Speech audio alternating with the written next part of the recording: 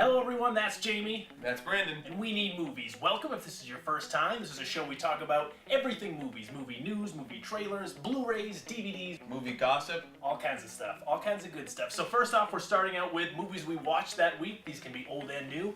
Jamie, let's start with the movies that we checked out in theaters, which actually saw between the both of us, I think, pretty much everything over the last 2 weeks. There was an upload issue, so you're actually just going to be getting 2 episodes in 1 week. I don't know if that's a curse or a bad thing. First in theaters. We both saw this one. X-Men Apocalypse. Yes, X-Men Apocalypse. Thoughts? I was not really looking forward to this one, and I love the X-Men franchise. You do. And I was kind of indifferent. I'm like, okay, cool, I'll see it. And then when I watched it, like, just as I thought, Oscar Isaac as Apocalypse was so underutilized, and his talent was kind of wasted. Yeah. And the villain wasn't really as memorable as you think it or should have been. Mm-hmm. You know, I've seen the X-Men cartoon in the '90s and then read the comics, and like he was such a formidable foe for them, and then to have him such kind of like this small little role and really formulaic world-ending plot. Yeah, the whole first hour and a half seems like recruitment. It's not really. It's just like, oh, we gotta recruit this person to be on our team, and then this team's recruiting this person to be on their team. I liked, for the most part, the performances, especially of the younger cast. I really liked Cyclops and Jean Grey, played by Ty Sheridan and Sophie Turner, respectively. There we go. Cody Smith-McPhee as Nightcrawler, one of the best parts of the movie. Also pretty cool. I love the Quicksilver scene again. Best part of the movie, in my opinion. It's crazy. Really, the only character given a lot of depth here was Magneto, Michael Fassbender, and he was the character that, since they've rebooted this, I've kind of gravitated toward. Anyway, and I liked what they did here, the whole backstory with the family. Sure. But yeah, I was pretty let down by this. Again, it's not necessarily a bad movie, but coming off of Days of Future Past and First Class, definitely the lesser of those 3 films. Definitely, and there was some. I won't get into spoilers. I guess it doesn't matter, but there was something at the end. There was a whole arc that Magneto had that I thought they were going to pay off, and they never did. Right. Yes. Doesn't make any sense. So a little frustrating in that regard. Like they set it up like it was like a last minute change in the script. Like what's that? Why not? Why not? Why didn't you do this? It was mediocre. Like you said, it was definitely not. It was the least of the 3 most recent ones, that's for sure. It's no bad. It's no Last Stand or Wolverine's origin, or X-Men Origin Wolverines. But no, honestly, after those 2, it's probably the best. Like, it's not as good as the first X-Men films or the sequel. And the Wolverine was really good too compared to this. Yeah, I like the Wolverine better. Yeah. Neither of us bothered to see Alice through the Looking Glass because I just didn't want to waste 2 hours there. But we did. The following week, we both saw Popstar, Never Stop, Never Stopping, which is a clear kind of rip on Justin Bieber and his documentary Never Say Never or whatever. But yeah, Andy Samberg and the whole Lonely Island crew kind of doing a mockumentary about current pop star celebrities and how crazy they sometimes think and the weird shit they do, but kind of follows him on during the fallout of his career as he's hit the pinnacle of Connor for real, and then slowly starts to tumble when his second album is just filled with terrible songs in hilarious fashion. But that's the thing about this movie is I feel like the songs are the best part for the most part. Well, I mean, if you like the Lonely Islands, the creators of Lonely Island, the trio of them, Jorma Taccone, Kiva Schaffer, and of course Andy Samberg, and these the songs are definitely the best part in terms of the production values. Like they're so unique and funny in this own little style they have, and then putting that into this character, like it was a really fun ride. But I gotta stop going to comedies by myself. Okay. I had a hard time like laughing. I laughed at the trailer. Yeah. Especially the Red Band. I laughed my ass off. And those parts came and went in the movie, and like I'd already laughed at them, and then everything else kind of was like. I enjoyed myself the entire way, but I didn't really laugh out loud, which is what I think is a good caliber of a comedy film. You know what I mean? True. No, I'll say the same thing. My theater was very scarce, and clearly by the box office results, it didn't do too well. Didn't get the audience it in my opinion, deserved. Right. That being said, you're right. I didn't really laugh out loud a whole lot. There was a couple of times I did laugh out loud, but for the most part, yeah, I was entertained though from start to finish for sure. It doesn't wear out its welcome. It's like 87 minutes long. Yeah. It's very interesting also because he was part of this group where some of them weren't really necessarily well received by the public, so they kind of fell off to the back. background. One of them goes to farm, which is hilarious every time it cuts back to him. But it's kind of funny because it's kind of a mirror image of what happened with The Lonely Island and Andy Samberg, how he was the one who kind of went off, and people don't really even know Jorma Taccone and Akiva Schaffer's name, sadly. Yeah. I will say that this one wasn't actually as funny for me as Hot Rod was. Hot Rod was one of those weird movies that not a lot of people have seen or like, but it's just this eccentric brand of stupid humor that I just laugh my ass off. And this is the same kind of humor. But yeah, I'll definitely be picking this one up. This is one of the funnier movies I've seen so far this year, but it didn't hit the level I guess I wanted it to. Right. All these celebrity cameos, they don't wear out their welcome. They're quick and fast, and some of them you wish stayed longer. Like Bill Hader, I always want more Bill Hader as the guitar technician guy. I'm sure they cut so much of that. Yeah, I'm sure. I can't wait to see the special features, deleted scenes and that stuff. Yeah. We wound up covering the entire week, incidentally and accidentally, honestly, where we all wound up seeing all 3 of the major releases. So go ahead and take us away with Teenage Mutant Ninja Turtles, Jamie. So I went into this one with higher hopes because, don't ask me why, I only recently watched the first one, like maybe a month or 2 ago.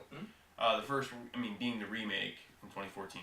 It was alright. It was surprisingly not as bad as I had been led to believe, with all of like the flack with how they look and stuff, and they were originally aliens, and this one leans heavily into the cartoon show, like how the cartoon show's dynamic works, like Shredder and Krang and Bebop and Rocksteady and Casey Jones, and all that kind of flows together, and it's so badly written, so cheesy, but so was the cartoon. So it really felt like it was the perfect adaptation of the cartoon. Okay. And going in there with like no expectations, like except maybe seeing the cartoon, I was pleasantly surprised. I didn't have a bad time.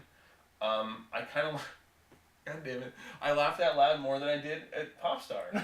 Really? Like by their jokes or like accidental humor? Well, Will Arnett. Like Will Arnett is one of the funniest parts of the movie as always. I mean, he has like a great twist in this movie, and just his like.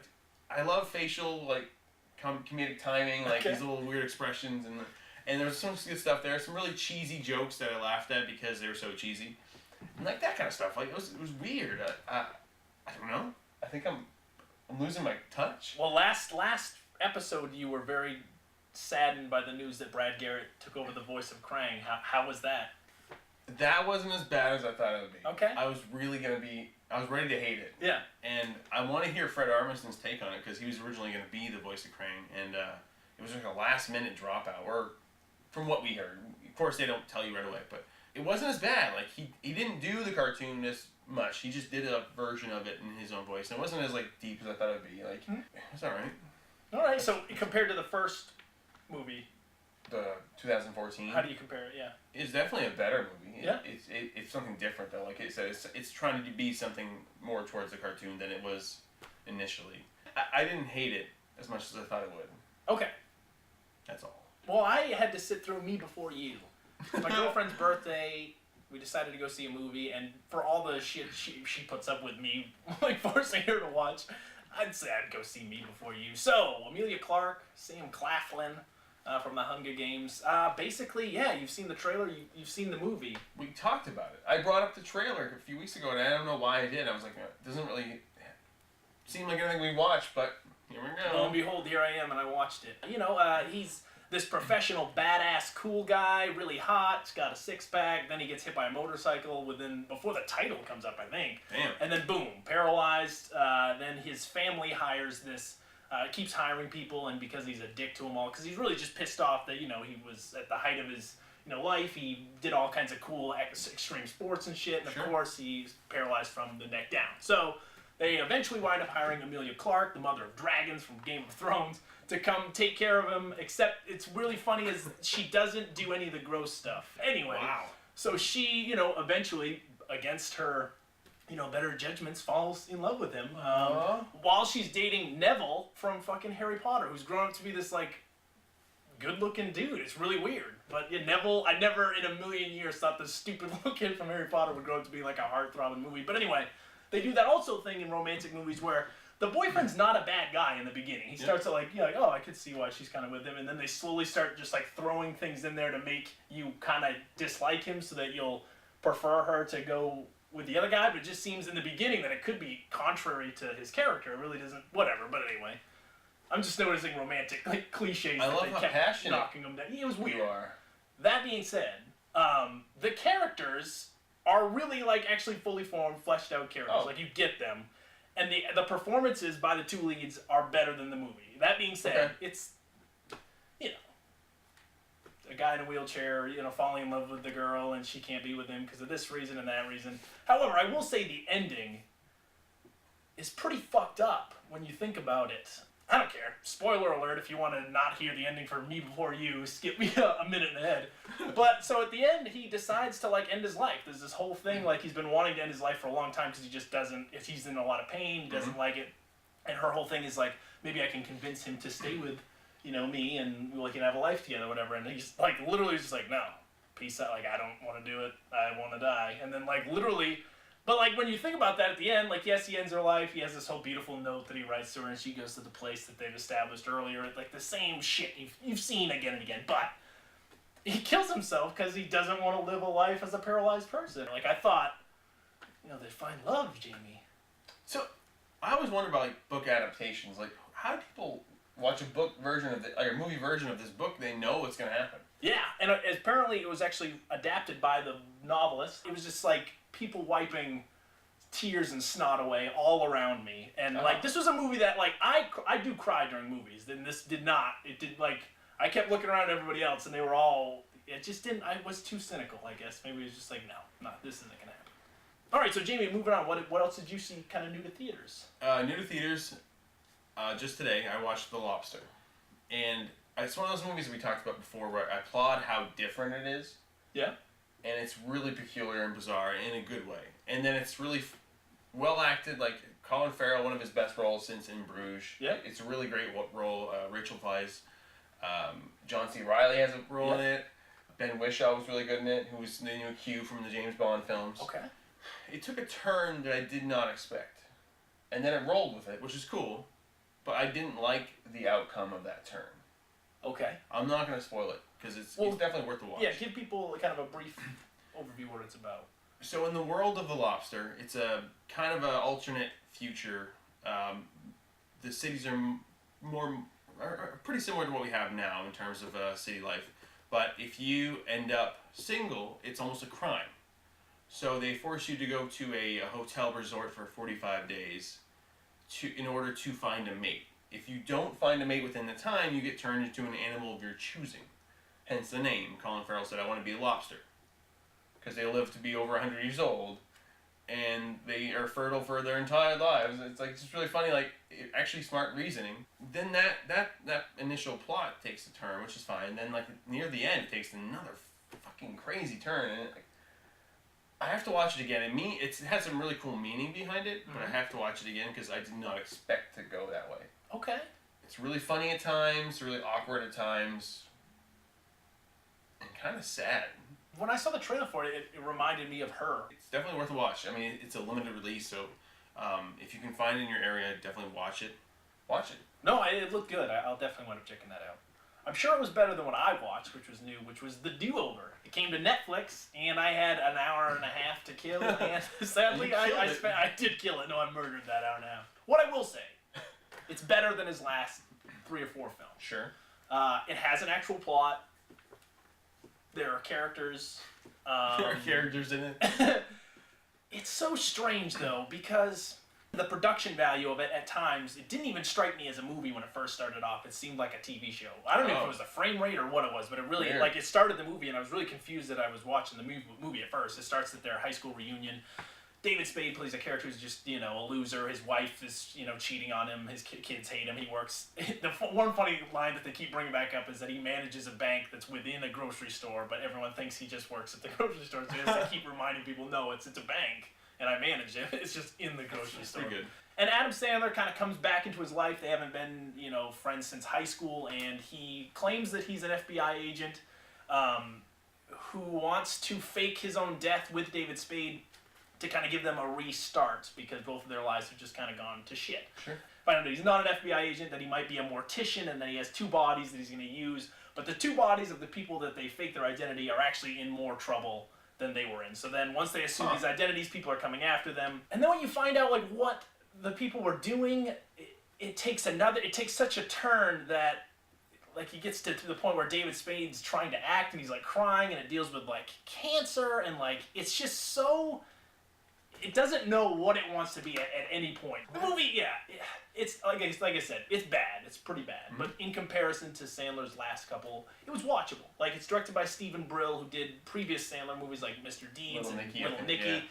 And it's probably about on that par with that movie, with those movies. If this movie came back and like came out in the early 2000s or whatever, it would have been fine, I guess. Nick Swardson's kind of funny as a hitman who keeps getting hit by a car wherever he goes. There's a couple funny running jokes, which is more than I can say about the last couple Sandler movies. I haven't watched one for a while. It's one of those movies where you can tell that they're trying so badly to cover up what's really going on that even if you don't guess it, you're just constantly like, all right, well, I know none of this is genuine because I know this is all just like a fake setup for some bullshit. So it's like, it doesn't even matter, you know what I mean? Yeah. And then when you get to the end, it's kind of it's saying a little more, I guess, than most Sandler movies do. Well, after recording last, we watched Piranha 3D. We did watch Piranha 3D. Tell me about what you thought about it. In 2D. Yeah, it was in 2D. It was really, it was a good, campy, fun, horror movie. It was in the vein of, an older, B movie, and they really played it up that way. Yeah. Cheesy special effects. Yeah. Really, bad acting, almost like it was on purpose, and it's just a really, corny plot. It's about these piranhas that get unearthed from this secret underground lake. Yeah. Great Scott! Richard Dreyfuss is in one role, almost reprising his own role from He's Jaws. He's the same guy, yeah, it's so funny. Christopher Lloyd's in there, and he's phoning it in somehow. I don't know what the hell you can call that. Yeah, Adam Scott. Adam Scott's great. Jerry O'Connell, Ving Rhames. It's got again. Out of those type of movies, this one's the most professionally well made of those terrible. It's by the guy who did Hills Have Eyes and High Tension. So yeah, there's a couple of really cool gory scenes, tons of just gratuitous nudity. It's a good time if you're in for it's a cool summer movie, I guess, to kind of watch. Something if you watch Jaws, you watch how it's professionally, well handled with suspense and character, and then you throw in Piranha, which is of the same brand but completely opposite end of the spectrum. I watched finally Hard Boiled. Okay. From John Woo, 1992, badass action movie. Good lord. I've never seen that. I've heard nothing but good things. It's one of the best action movies I've ever seen. It's so well made. Wow. I don't know. I could see why Hollywood grabbed at him as soon as they could with Face Off and Mission Impossible 2, because he's so great at directing action. And this movie, I thought one of his newer ones. He'd been doing it since late '70s, so he really had honed his craft at this point. About 14 years in the business, and man, and I was quoting this the other time. I was talking to my friends here how well acted every single piece of this movie is. Everybody's so devoted to the craft, even the extras. You think you're watching a documentary about somebody getting shot up. Every down to every extra, they're dedicated. I've never seen such a well-oiled machine. It's a really fun time. Right on. Babies are involved. Babies are involved? They end up shooting random people at the hospital because the hospital is the final act, and people get shot. Victims get shot. Babies get thrown around. Jesus. So something that's probably not shown quite a bit in American cinema, especially at the time. Right. Yeah, 92. No kidding. So that was fun. Right on. While I was in Vegas, I actually rewatched 2 movies in theaters. They didn't have, the IMAX was too far of a walk, so I didn't want to deal with that. Believe me, we were walking enough. But we did get to watch it in 4K. So they have 4K presentation screens or whatever. Mm-hmm. Kind of cool. So I just rewatched Captain America Civil War and The Nice Guys, 2 movies that my dad hadn't seen. We checked out again. Which one do you like better? I think he liked The Nice Guys better. He loved them both. And honestly, rewatching them both, I enjoyed both of them even more the second time. I think Captain America, the first time I saw it, was just just so much goddamn information. And so to watch that a second time, knowing who Zemo is and all these different things, it kind of enhances it. And The Nice Guys is just funny to watch it with other people who can also laugh, because I remember when I first saw it, I was the only one there, even though laughing my ass off. Dude, that was one of the few, I actually laughed out loud regardless of who was around me. Yep. I watched for the first time, The Adventures of Tintin. Oh. I go through my collection, find a Blu-ray at least once a week that I hadn't watched. I bought that the day it came out in 2011 or 12 and watched it. I can see the appeal of the character. I don't know much about the iteration of where it came from, because I understand it was based on either a comic book or a novel or something like that. Comic strip. Comic strips in the 60s, I think. But yeah, it's a cool little character, kind of like a junior Indiana Jones. Really cool performance capture, looked beautiful. It's directed by Steven Spielberg and Peter Jackson. Yeah. And Andy Serkis, of course, plays a character as well, and Daniel Craig's a pretty cool villain. You know, I wouldn't say it's necessarily memorable. It's not a movie that I'm going to pop in from time to time again, but, you know, for the one-time experience, it was a cool little mystery adventure, and it's kind of a shame that it didn't get the box office success they were looking for to make it a franchise like they wanted. But, you know, for a kids' adventure movie, it's pretty good. I always get the vibe of, like, Hardy Boys. Like, is it kind of like a... Yeah, it's just him and his dog, and they kind of meet a couple different people along the way. The best character in it is Andy Serkis' like drunken captain, who's kind of plays a role in the whole thing. But yeah, it's all right. I watched all 3 of the Austin Powers movies. Really? So I watched the old one, the first one for like my yearly blog, but then I decided to watch the next 2 because I'd been so fond of the trilogy overall. Some of the jokes are kind of overplayed, like obviously like the phrasing, like yeah baby, yeah, like all that kind of stuff, like yo switch down, yo toe down, and all that shit. But it was all right. I really was a fan. Like I really appreciated more of the first movie because it was such it jumped on the scene like it was, you know, a workshop thing where in turn this kind of thing had seeds from.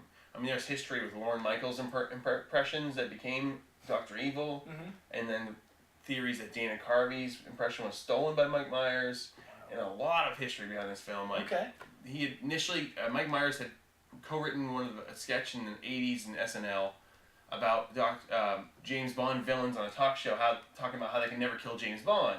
Okay. And, like, next time I would just take a gun and shoot him. Yeah. And like that's how it started. Like there's little like seeds throughout this time that he kind of formed this character, and that's why it was such a big hit at the time. He wrote the first film in 3 weeks. Wow.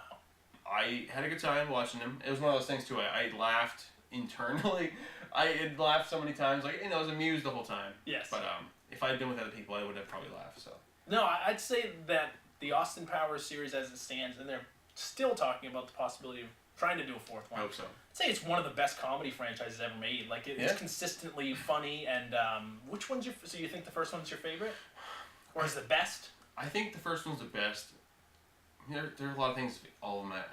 As I first seen them, like I laughed the hardest in Goldmember. I went to see in Connecticut with my sister, and like my brother-in-law, and my brother were packed theater. We're all losing our minds. Yeah. I remember that. I'll never forget that moment. And I'd say 1, 3, 2, but then I really now watching them again it might be 1, 2, 3. Yeah. Because 2 had some really good moments. 2 has my favorite, like Will Ferrell's character is one of my favorite. That whole thing. Mustafa, I've fallen and I can't get up. I want to see the original cut. I guess they had made a 3.5 hour Goldmember. Oh really? Wow. They had like Heather Graham's Felicity Shagwell. They had Mustafa come back. Like all these different things you never get to see. Talking about movies that are rewatched. I also rewatched Kung Pao Enter the Fist. Okay. You ever seen this? I've seen it a long time ago. Yeah, it's like so Steve Odenkirk, who was actually kind of not a creator, but helped make Ace Ventura. He also wrote on SNL. Made this movie back in I think 2002.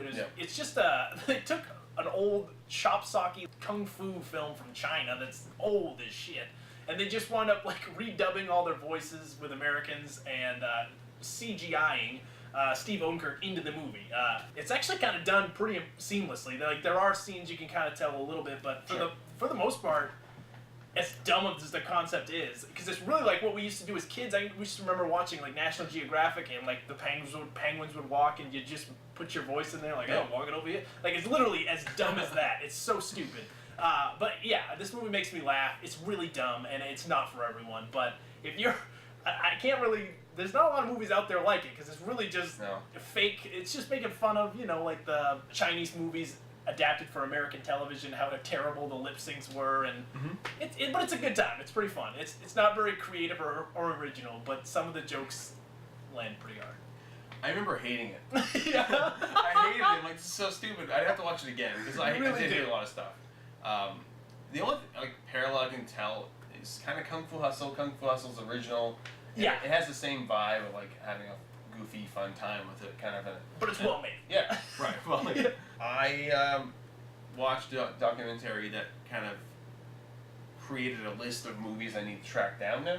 Okay. And that was the documentary about the exploitation, not quite Hollywood, actually, where John got the idea for our podcast name.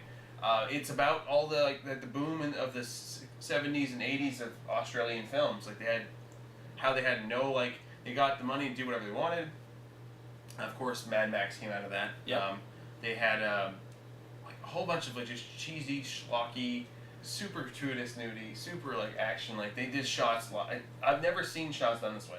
They had no regulations for fire, for safety. In Mad Max, they had a guy with a huge ass camera on the back of a motorcycle while looking at the speedometer as they're going 110.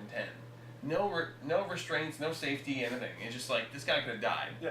And that kind of stuff happened, and it's a fascinating documentary. There's so many films I want to see because of it. What is it called again? Not Quite Hollywood. There's a whole long subtitle, but it's really cool. So one of the other movies that I checked out was one that I purchased in the last episode, and that's Zoolander 2. Okay. I did watch Zoolander 2. And? So my expectations were extremely low. Thanks to me. All I've heard from everybody was that it was pretty terrible. I gotta say, I think that if the movie came out 2 or 3 years after the first Zoolander, it would not be nearly as hated as it is now. Sure.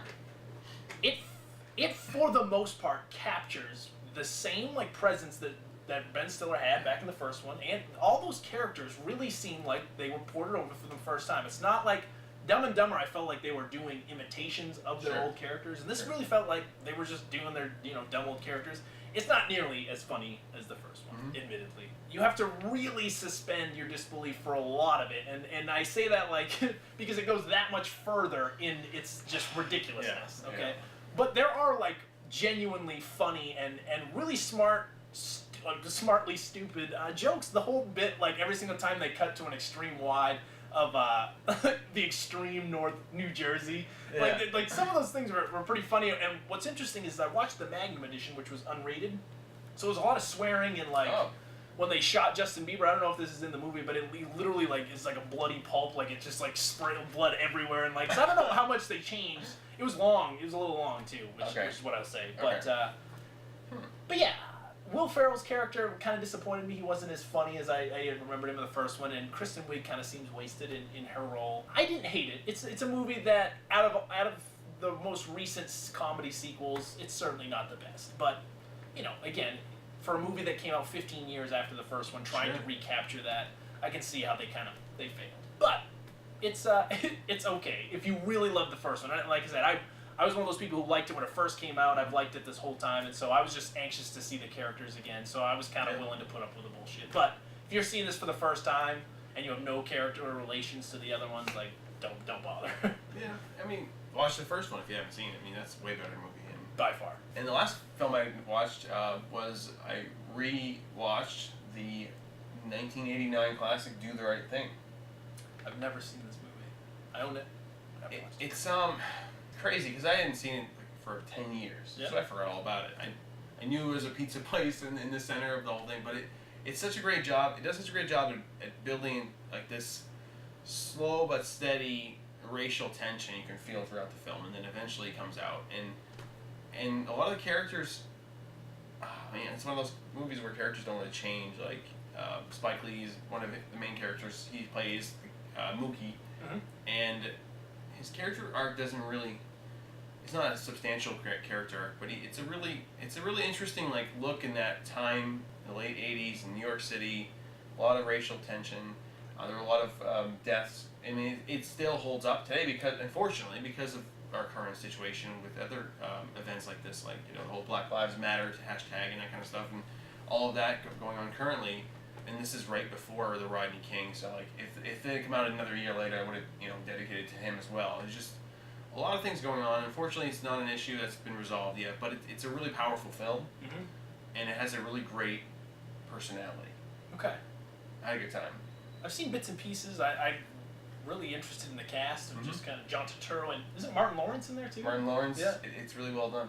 There's a reason why Spike Lee kind of came onto the scene so fast. So. Yeah, I remember that's kind of still one of the big, people say the Academy blunders, giving it to Driving Miss Daisy over Do the Right Thing. Makes sense. I agree. I'll have to finally check it out because I've heard obviously nothing but good things. The last movie that I checked out or rewatched was Scream 2.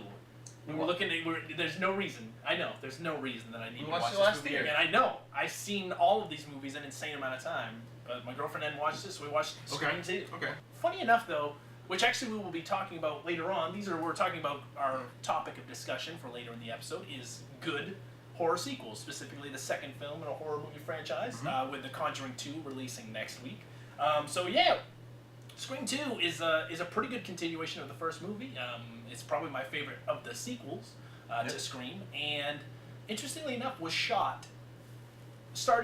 went into production 6 months after the first one was released into theaters. Yeah. It was released less than a year after the first movie, which when you, in the scope of, how it fits into the universe and how it, builds the characters and it, is an actual genuine continuation of the stories, it's pretty good. It was also victim to, one of the first ever script leaks on the internet, so they had to rewrite so much of it, and then no one was given who was the killer at the end. Everyone had, blanked out pages and shit, and, it's just crazy that it turned out that good in spite of all the shit that went wrong with it. So, Scream 2 is if you haven't seen Scream, please check it out. It's one of my favorite horror films ever. It's a really great send-up of the genre, and the second one does an equally good job sending up the genre and sequels in itself. Sure. I think, definitely 1 and 2 are the best ones, and then it's kind of falls apart at that point. Let's move on to movies about. Yeah. So, unfortunately, I didn't get a chance to go to Best Buy before we shot this week. Right. Because just today was an insane day. So, next week, expect a huge Blu-ray haul. But for those of you who, are checking out Blu-rays this week, so much good shit came out. So, Zootopia, finally on Blu-ray this week.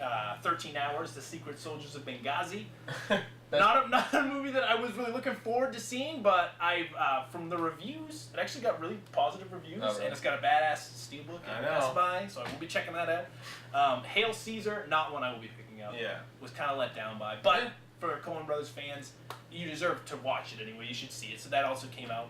The Martian extended cut came out. I guess it has. You were talking about a whole part of the movie that was just not out of it. It's a good 20 minutes longer. So.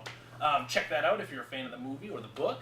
And the other movie that I will be picking up, I'm going to pick up Zootopia 13 Hours and Anomalisa finally came out. I can't wait to see I'm that. excited to see that. Let's check that out. Yep. I wound up going to a pawn shop, picked up some DVDs for $2 a piece. That's why. Yeah, $2 a piece. Yeah, so just some DVDs I didn't have in my collection.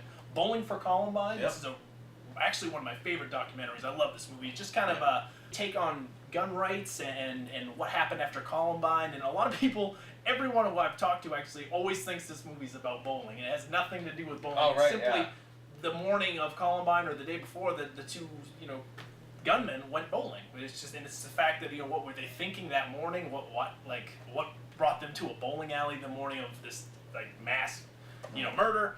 And just a really cool incendiary look at, the two extreme polar opposites on people who think, guns shouldn't be anywhere, and people who think everyone should have guns. And there's a cool bit with Charlton Heston, who was the leader of the NRA at the time. And a really cool, and sadly, again, much like your topic, a huge topic in today's society, school shootings and gun rights. And it still holds up, the documentary. Then I picked up Fight Club. I already have Fight Club on Blu-ray, but I've always wanted this packaging. And for $2, I couldn't pass it up, specifically because it has in here this book that I remember reading because another friend of mine had it a long time ago when DVDs were popular. Inside here, it has this little book that instead of putting all of the critical reviews that said the movie was good, they put all of the ones that said it was a terrible, like Roger Ebert's review, all of the ones that damned the movie for being bad, to just prove they were all wrong. It's really cool, all of them saying this movie will do nothing, it's just and it's really funny to look at all of the terrible things people had to say when this movie was first released, and now knowing that it's a huge cult classic. I have to take down a Fight Club poster every time we film here because the glare messes up with the camera. I'm a huge fan of the movie, so I just figured, and I've loved this packaging. And this was back when Fox was doing these special edition, when DVDs were just coming out, really, for the most part. Exciting. But then I picked up Holes, Shia LaBeouf in Holes, digging up Holes. Remember that song? Did you ever see that? I remember the song. I think I burned it from my memory. Again, not a great movie, but I read the book. It was one of the few books I actually read a lot in middle school. So, and it's a faithful adaptation. Whatever. I don't know. It was $2. Sigourney Weaver. Sigourney Weaver, John Voight.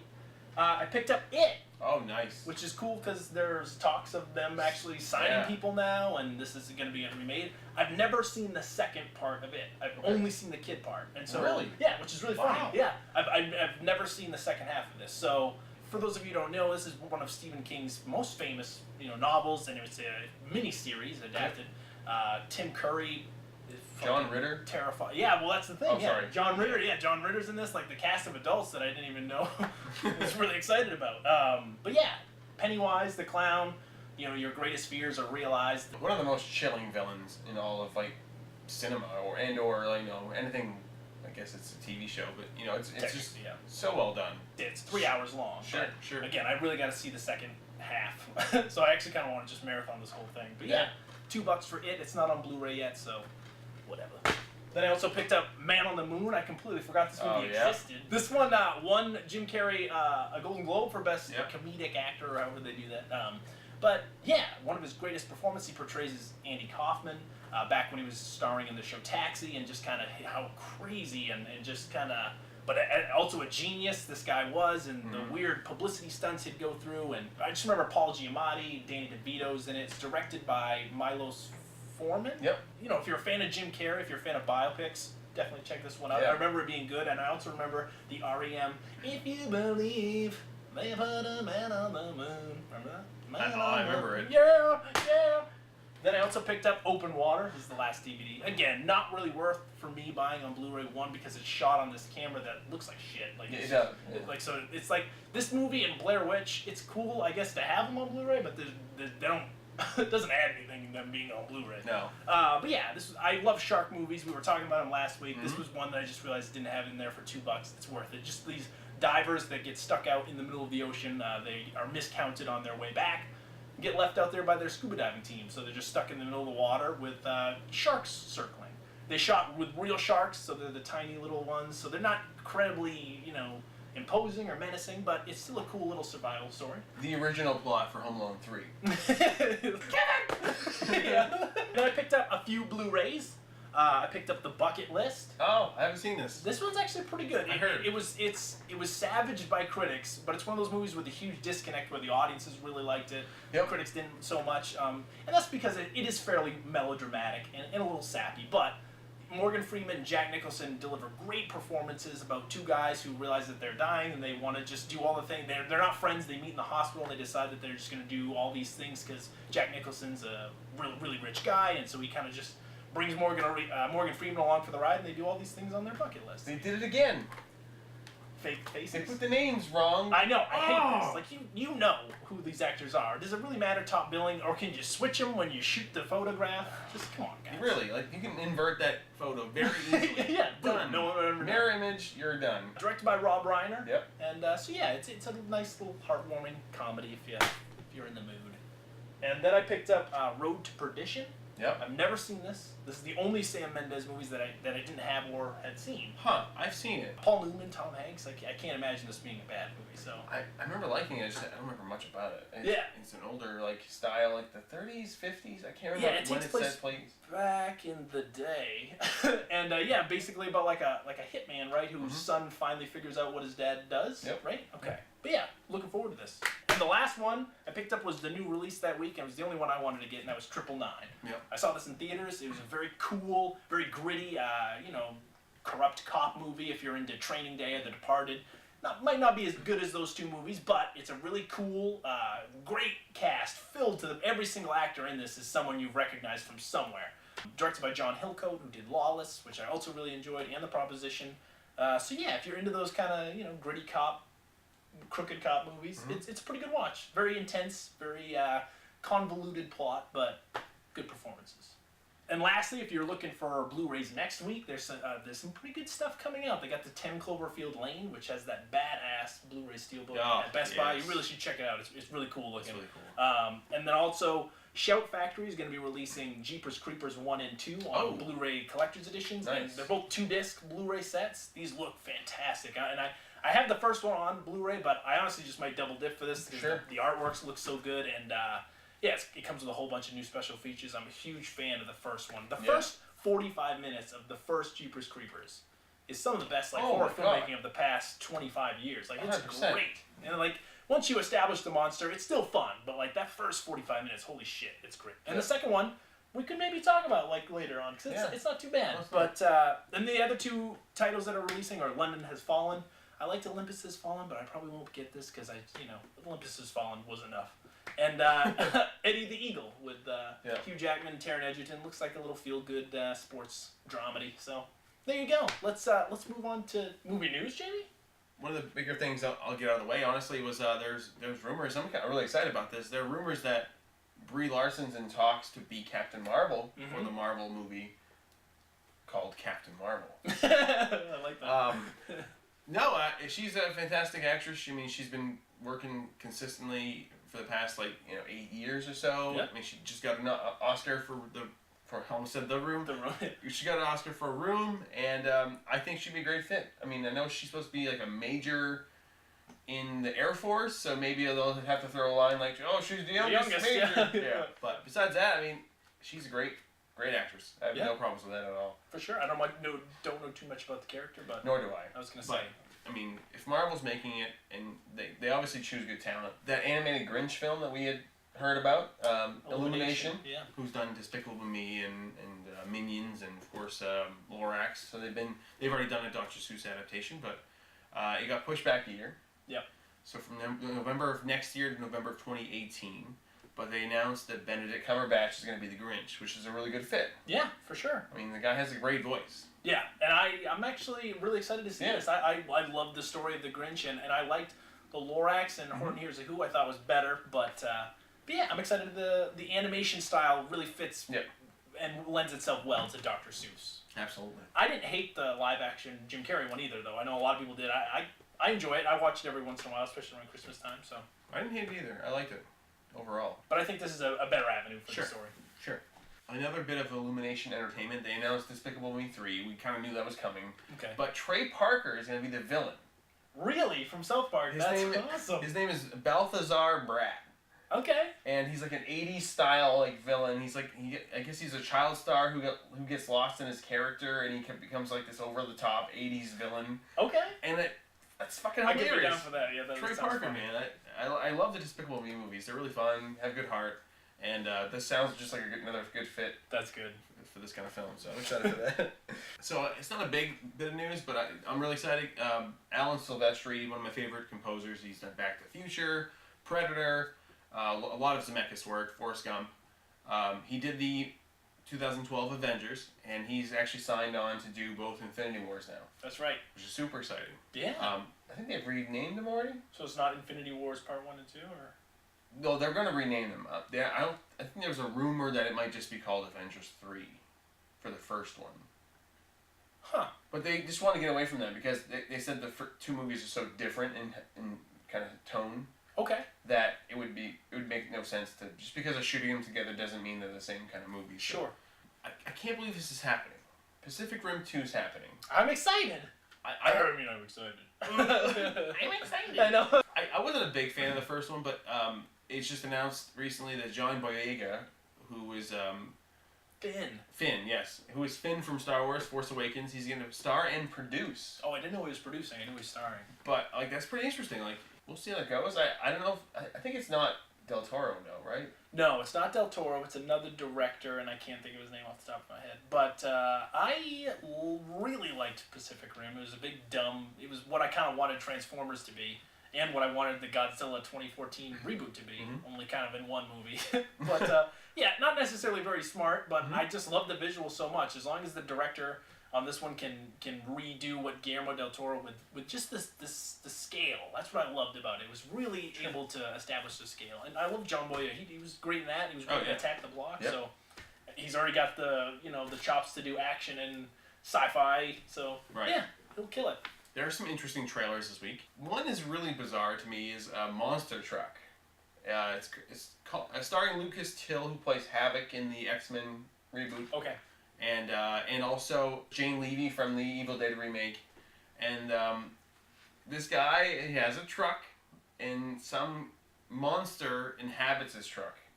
It's like this octopus squid monster, And it's like a monster truck, like it's over the top. It does like all these crazy stunts, but he's like the monster's inside the truck and maneuvering it.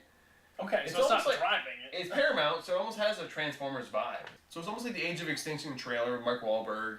Like there's a mystery behind some kind of vehicle, and he's like, I think we found a Transformer. And then it has a similar vibe to that. And then it's just over the top. It's good, like campy. Like it looks like a good time, but I don't know what audience it's for. Maybe kids. It's probably gonna. It just seems really kind of like childish. Yeah. But then sometimes it looks like it could be really violent with this creature. It doesn't make any sense. So is it like a maximum overdrive type of deal? No, like this monster is in the engine. I don't get it. Okay. He's like, he must take the engine out and run it because he's so big. He's like a big monster. He fills the entire truck. Really? And is it CG? It must be CG. CG Does it look stupid or?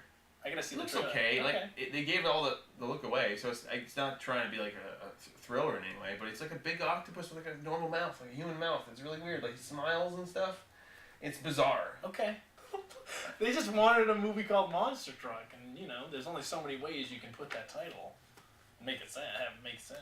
You could just put a monster truck and call it good. Gravedigger. Octopus Squid Monster Truck. And one of my most anticipated films I didn't know about until I saw the trailer was The Space Between Us. We joked because I made a short video about that same title, but yeah, also sci-fi. Yeah, it's a true story. This kid is born on Mars. I think one of the astronauts is pregnant. They're colonizing Mars. This first group of astronauts has a kid. It is raised on Mars and then eventually decides to come back to Earth. And it's not good for his health, but he wants to see the Earth and like where he came from is essentially his roots. And it's a really cool, like, it's like a dramatic movie, but it has some other, I love sci-fi dramatic films like this, like Contact. Like it has a really deep dramatic arc in the backdrop of this sci-fi world. I like that kind of stuff. Yeah, I feel like the trailer maybe just gave too much away, or it kept going on and on of like, now he's gonna go back, and then it turned into like a teenage romance thing, and yeah, this has got a cool cast. I like Asa Butterfield, who was from Ender's Game and Hugo. Yep. I'm curious. And it's a really cool premise. So we'll see. We'll see. Do you know what company's behind it? I kept getting like halfway through, like because it started off really promising, and then it turned into almost like a young adult adaptation. It does. Towards the end of it. Does. So I don't know, because it's based on a book, I believe. Yep. The space between. We're getting lost. Is Dave Matthews here? Daniel Day-Lewis and Paul Thomas Anderson are teaming up for another movie. Hell yeah. It's the first Daniel Day-Lewis performance since he won for Lincoln. Yep. And before that, he had won for There Will Be Blood. So he's just like, I'm not doing a movie unless I'm winning a goddamn Oscar. Wow, yeah. This will be the second Paul Thomas Anderson. I guess it's set in the budding fashion industry. The topic doesn't necessarily intrigue me, but those two talented powerhouses, I'm sure will create another masterwork. I'm not entirely a huge fan of Paul Thomas Anderson's last, Inherent Vice. That was a little muddled and kind of confusing. Sure. That being said, his rest of his filmography are some of my favorite movies. Yeah. So I'm excited to see what that might look like. Another bit of like casting news: Jeff Bridges is just signed on to be in Kingsman. This is the Golden Circle. This is coming together as quite a badass cast. Yeah. Channing Tatum. I don't know why I said badass and started off with him, but I like him. Channing Tatum, Julianne Moore, Halle Berry, I think, is going to also be in there. Yep. And Colin Firth is returning. Yep. There's a huge, even the posters are revealing kind of, his character, what happened to his character. So that's weird. I'm curious to see how that all unfolds. I love the first Kingsman, though, and as long as Matthew Vaughn's back behind the wheel, which I think he is, I'm all for it. The last bit of news is that the Friday the 13th, this is coming out next year, and the rumors are that it's another origin story, but slightly different, I guess, is what they're saying, is that they're going to change Jason's origin. Okay. You can't stray away too far. They have told that Mrs. Voorhees will be a character in it. So that's promising. But I guess after seeing Friday the 13th, the reboot, and having, you watch that first little, right before the titles anyway, of, kind of his flashback, how he became Jason. Sure. I'm kind of up for a new just kind of spin on it. I'm not sure how they'll change it or if they'll change it too much, but the difficulty with rebooting a movie that was just rebooted,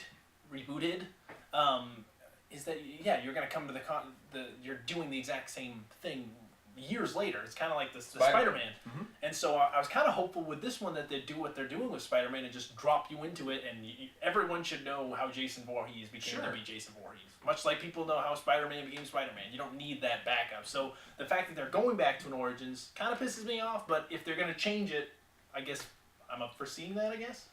Here's spoilers. As a child, he had to wear a tutu, and he was beaten every night. That's what changes. Before bed. So at the end of every episode, we have a topic of discussion, and in honor of The Conjuring 2 being released in theaters this week, we're going to be talking our favorite horror movie sequels, specifically second film in a horror movie franchise. So there's a lot of bad ones, lot of bad ones, but let's shed some light on some actual good horror movie sequels. Now, The Conjuring 2 looks pretty good. Yeah, it does. The reviews are in so far, and they're pretty positive, so I'm hopeful that this movie will be good. You'll hear our thoughts on that next week, but sticking in that wheelhouse, James Wan also did another horror sequel that was pretty good. One of my favorites, actually. Insidious Chapter 2. Yeah. Very cool. Really well done. Mild spoilers for that film. I watched the first one years ago, or not too long ago, actually, a year and a half ago maybe. And the second one is essentially a Back to the Future 2 of that series. Because it goes back into some of the time frame, ties into the first one in a cool way. And I enjoyed that thoroughly. No, I really liked it. Again, I don't necessarily say it's as better than the first one, but it's almost just as good. And but it's not quite as good. It does have a little more jump scares and whatnot than the first one, but it's a pretty solid sequel. Sure. One of my favorite sequels for horror films is Nightmare on Elm Street 2. Honestly, I was honestly thinking about putting it on there, but I was like, I don't know if I like it enough. But please sell me on. Well, okay, so the first one, we all remember Freddy as the over-the-top, funny, villain. But the first one, of course, he's really terrifying. And the second one was the first inklings of him going to be a little funny and over-the-top, but it was still pretty creepy. There's one cool scene where he's against the main character and he's pulling his skin off and you see his brain and shit. There's some really creepy stuff in that one. Mm-hmm. The school bus full of children is one scene I'll always remember. It's a dream. They're on teeter-tottering in this plateau, and it's just some crazy cool visionary stuff not visionary. Some cool visual elements that I really enjoyed, and it's a pretty it continued the creepiness of the first one. It just didn't. It wasn't as effective as the first one, but I did enjoy it a lot. It's also super homoerotic. Yes, it is. I remember that being a huge, especially in the documentary Never Sleep Again, which is a cool retrospective documentary on the entire series. You should check out if you're a Freddy fans. But all of them are talking about the weird gay subtext about the entire film. I really enjoyed Halloween 2. I was the only one. It was actually directed by Rick Rosenthal, but written by John Carpenter. Mm-hmm. And what's interesting enough is the first film, he's just a random stalker, which is what kind of makes him scarier. Then in the second film, they introduced this whole thing that he's, her half-brother that was, torn apart when they were young. And, it adds a whole element that all of the sequels then, without the second one, you'd never know that they were related because it wasn't an initial plot point. Which you forget. It's one of those things you kind of forget about. It is, yeah. So watching the first film, when you go back, it's literally just a guy stalking babysitters. It has nothing to do with her except for the fact that she came up to his house that day and he, was enamored by her. But in the second one, they, kind of make a connection between the two. But I really like the hospital, the whole setting, and it's got that cool Mr. Sandman thing that they also use in all the other ones. This one, for the sequels anyway, is really the one that they all pull from. Yep. One that's not doesn't in retrospect doesn't hold up as well, but it's still a fun time. Was Friday the 13th Part 2? But you first see Jason Voorhees. That's something you realize. Well, you first see him as the killer, and that's something you really didn't you forgot about. He didn't even have his mask. He had the burlap sack. Yeah, he doesn't get that one to the third one, right? Yep. But it was an interesting it continued right. It was one of the few sequels that continued right after the first one. Yep. Girl survives. Opening scene. Jason tracks her down and kills her. Really cool. Yeah. With an ice pick to the eye. Right on. Classy death. I like when horror movies, do that. And touching back on Halloween 2, it takes place within the same night, literally the minute after the first film ends, this one begins. Yep. I like those when they're able to do that and kind of establish that continuity between first and second film. Sure. We talked about it earlier, but Scream 2 really is a solid horror movie sequel. One of my favorite horror sequels, Evil Dead 2 by Sam Raimi. Really elevated everything he did in the first film. More gore, more laughs, more just outrageousness. And really made you fall in love with the Bruce Campbell character of Ash. Just a wildly entertaining horror film if you haven't seen it. Mm-hmm. very similar to Nightmare on Elm Street. This horror sequel started delving into the comedic element of the character, and that's Child's Play 2. Yes. I enjoyed that one a lot. I think I like Child's Play 2 better than the first one, actually. I like the first one a lot too, though. It's hard because the second one he's more like jokey and like that scene in the classroom. I love it, yeah. The end when he falls into the toy factory, like it's a kind of a slow movie overall, but it's kind of cool because like he's like Andy's with a foster family, and then he gets the doll back, and like shit goes down in the house. It's really cool. It's like a really cool like lower like level sequel, but it's really well done. I liked it a lot. A movie similar to that where it takes the character and really ups the ante in the comedic element is Texas Chainsaw Massacre 2. Almost a completely different film altogether. You wouldn't even know really that it's directed by the same guy, Tobe Hooper. The first one, you know, very straightforward, really grungy, gross, grindhouse-esque, you know, pseudo-violent, I guess, you know, horror film. And then the second one is more about the family and the bizarre nature of these crazy backwood cannibal people. And has a lot of weird laughs, and it's just strange. And I can't really call it a good movie, but for horror fans out there, a lot of them gravitate toward this one and like it more than the first one, just because it's more violent, shows more blood. And it's just weird as shit. Saw 2 is actually pretty good. The first 3 Saw movies I like a lot. Then they start falling off the 4 and they go pretty bad. It's funny too because Saw 2 was a guy, Darren Lynn Bousman, who had a script very similar to Saw, and they kind of just adapted it into a sequel. Oh, okay. That's why it came out so fast after Nice. the first one. Yeah, so it's kind of cool how that worked out, and then he took over the next couple. Yeah, well, and that one also kind of heightened the gore, and that's when it really became more about the traps than the story. Because the first one, it has like 3 or 4 traps, but it's not that bloody. People consider that movie a very violent movie, but I mean, other than the leg cut off scene, there's really not a whole bunch of on-screen violence in comparison to the later sequels. We talked about Jeepers Creepers 2 earlier. It's not nearly as good as the first film, but it is kind of a fun, stuck in one location movie about a football team who's kind of stalked by the predator, stalked by the creeper outside. So yeah, that one's a decent one. A more recent horror sequel that I actually liked more than the first film, and that's The Purge. The Purge, Anarchy, is actually kind of more like an action thriller than it is a straight horror movie. But it expanded on the idea. It did what I wanted the first movie to do, which was, you know, play up this really sick, cool idea that they had. Instead of keeping it all into this one house, they go outside into the city, and there's all kinds of crazy people. But yeah, I mean, other than the best horror sequel of all time, Troll 2. Yeah, right. Which, by the way, you really should watch if you haven't seen Troll 2. I haven't seen it. You've never seen it? Oh my god! They're eating her! Now they're gonna eat me! Oh, and one, though, that I actually did really forget, The Devil's Rejects. I love that movie. Yeah. In comparison to House of a Thousand Corpses, it's a better movie. Way better. You really, I don't want to say you care for these characters, but you're actively watching as to what the hell they're gonna do. They're the Firefly family, I believe it's called. But yeah, Devil's Rejects is a really hard movie to sit through, but a well-made one. Yep. And yeah, that's about it. Sadly, there aren't a lot of great or even good horror movie sequels. I'm hopeful for The Conjuring 2. Please let us know in the comments, what did we forget? Name some bad ones, because there are plenty. And next week, in honor of Finding Dory being released, we will be counting down our favorite Pixar movies. I thought it was favorite Ellen DeGeneres movie. There's a lot of Mr. Wrong. Pixar does fantastic work, and I don't know yet if we're going to do the entire Pixar canon, or if we'll just pick top 5, top 10, whatever. But that should be a good list. Also coming up next week is Central Intelligence. Yep. But releasing this weekend, we're going to try and cover it all. There's 3 new wide releases. There's Warcraft, which you definitely don't want to see. Nope. But I'll check out. But I don't want to see Now You See Me Too, so he's going to check that out. I'm going to go see it for the hell of it. I kind of enjoyed the first one. It was an okay time, and didn't make any sense if you think about it. But I'm kind of excited to see if that holds up in this one.